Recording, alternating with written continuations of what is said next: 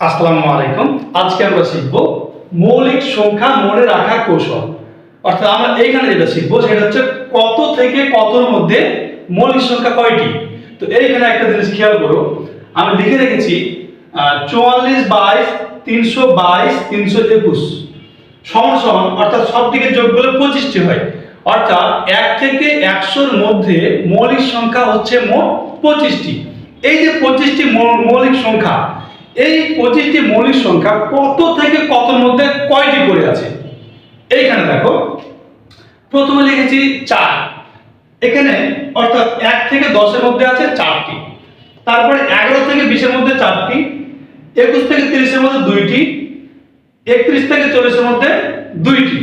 এই জন্য আমি লিখেছি, দেখো প্রথমটা যদি 10 ধরি, 10 20 30 40 50 60 70 80 90 100, অর্থাৎ প্রথম 10টার মধ্যে হচ্ছে 4টা, দ্বিতীয় 10টার মধ্যে 4টা, তৃতীয় 10টার মধ্যে 2টা, চতুর্থ 10টার মধ্যে হচ্ছে 2টা।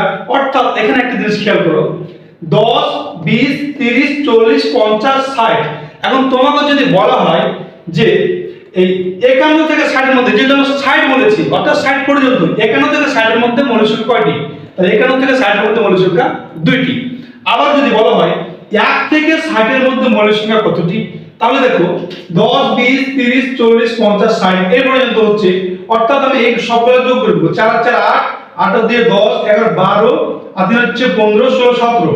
অর্থাৎ 1 থেকে 60-এর মধ্যে মৌলিক সংখ্যা হচ্ছে 60টি। একই রকম ভাবে দেখো সবগুলা, তারপরে 70, অর্থাৎ 61 থেকে 70-এর মধ্যে 2টি, তারপর 80 71 থেকে 80-এর মধ্যে 3টি, 81 থেকে 90-এর মধ্যে হচ্ছে 2টি, আর 91 থেকে 100-এর মধ্যে হচ্ছে 1টি।